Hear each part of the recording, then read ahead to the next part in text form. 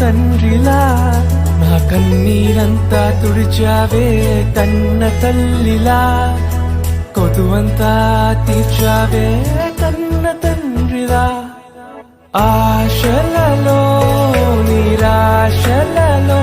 నేనున్నా నీకని అన్నావే పోరులలో పోరాటములో నా పక్షముగానే నిలిచావే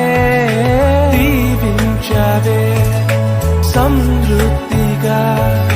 నీ సాక్షిగా కొనసాగమని